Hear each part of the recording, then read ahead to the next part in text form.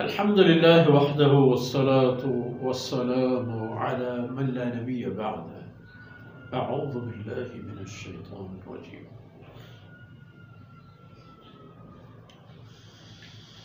وقال إني ذاهب إلى ربي سيهدين رب هب لي من الصالحين فبشرناه بغلام حليم فلما بلغ معه السعي قال يا بني إني أرى في المنام أني أذبحك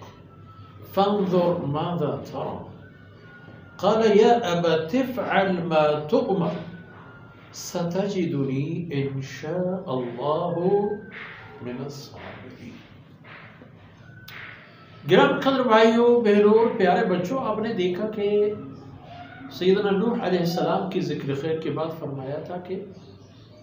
ان کی نسل اور پسماندگان میں شامل ہوں گے ابراہیم علیہ السلام،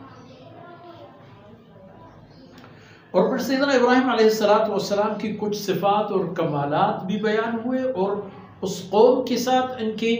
عقلی، علمی اور اخلاقی برتری کی بات بھی سامنے آ گئی کہ انہوں نے اپنے قوم کو کس انداز میں سمجھایا، مگر اس قوم کو بات سمجھنا آنے کی بجائے، اس قوم کو بات سمجھنے اور ہدایت نصیب ہونے کی بجائے وہ تو غصوں پہ آ گئے اور نفرت پھیلانے لگے اور ضد اور انا کو پروان چڑھانے لگے۔ چلو جو کچھ انہوں نے کیا، سیدنا ابراہیم علیہ السلام نے پھر ان باتوں کے بعد فرمایا انی ذاہب الی ربی، میں تو اپنے رب کی طرف جا رہا ہوں، یعنی اپنے رب کی بندگی کی طرف جا رہا ہوں وحدانیت والے عقیدے کے مطابق۔ آپ لوگوں کی فکر و نظر اور عقیدے سے اپنے آپ کو کاٹ کر اللہ کی وحدانیت کی طرف جا رہا ہوں۔ پھر عرض کرنے لگے رب ہب لی من الصالحین، یا اللہ مجھے صالح اولاد عطا فرما، عنایت فرما۔ تو اس نے مانگا، اللہ سے طلب فرمایا فبشرناہ بغلام حلیم، اللہ فرماتے فوراً میں نے بھی ان کو ایک بردبار اور متحمل مزاج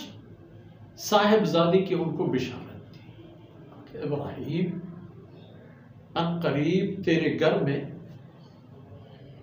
ایک فرمانبر اور بردبار انسان حاضر ہونے والا ہے۔ بس اللہ نے صاحب اولاد بنا دی، اور سیدنا اسماعیل علیہ السلام کی پیدائش ہوئی اور پرورش ہوئی، اور یہاں تک کہ فلما بلغ معه السعی، اس حد تک پہنچے عمر کے اعتبار میں کہ سیدنا ابراہیم علیہ السلام کی معمولات کی تودوں میں بھی ان کے ساتھ آنے جانے لگے، یعنی قابل رہے کہ وہ اپنی زندگی کی ذمہ داریوں کو جو نبھائے تو وہ بھی اس کے ساتھ رہے۔ اسی دورانیے میں اللہ رب العزت کی طرف سے ان کو ایک حکم ہے، اور وہ حکم ایک خواب کی صورت میں فلما بلغ معه السعی، جب دوڑ دوڑ کے اس کی عمر آ گئی، ابراہیم علیہ السلام کے ساتھ جایا آیا کرتے تھے اور ہاتھ بٹاتے تھے، سیدنا ابراہیم علیہ السلام کو خواب آئی، اور خواب میں انہوں نے پھر معنی بھی اپنے صاحبزادے کے سامنے بیان فرمایا، یا بنی، میرا بیٹا، انی ارا فی المنام، میں خواب میں دیکھ رہا ہوں آج کل، انی اذبحک، کہ میں آپ کو ذبح کر رہا ہوں، گردن کاٹ رہا ہوں۔ خواب انبیاء علیہ السلام کو جب آئے تو خواب نہیں ہوتا، اللہ کی طرف سے پیغام ہوتا ہے، وحی ہوتا ہے۔ تو ان کو پتا تھا کہ میرا والد محترم اللہ کا نبی و رسول و پیغمبر ہے، تو انہوں نے فرمایا کہ میں تو یہ خواب دیکھ رہا ہوں، فانظر ماذا ترى، اب بیٹا یہ بتا دو کہ تمہارا کیا خیال ہے اس بارے میں۔ قال یا ابت افعل ما تؤمر، میری تو کوئی بات ہی نہیں ہے بابا جان، میری تو کوئی بات ہی نہیں، کوئی مسئلہ نہیں، کوئی مشورہ نہیں، افعل ما تؤمر، جس بات کی تجھے حکم مل چکی ہے وہ کر کے گزر جا، وہ کر جائیے وہ بات۔ جہاں تک میری بات ہے، میرا تعلق ہے، ستجدنی انشاء اللہ من الصابرین، اللہ نے چاہا تو آپ مجھے صبر اور تحمل کرنے والے پاؤ گے، کہ میں نہ تو اس مسئلے پر پریشان ہوگا، نہ ناراض ہوگا،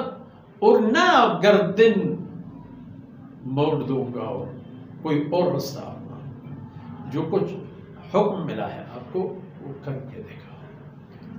تو دیکھتے ہیں اگلے آیتوں میں کہ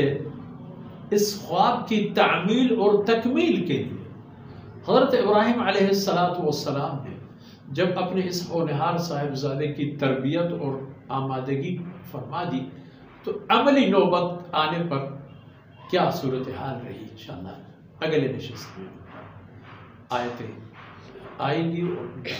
تشریح و ترجمہ بھی آئے گا۔ وصلی اللہ علی نبینا محمد وعلی آلہ وصحبہ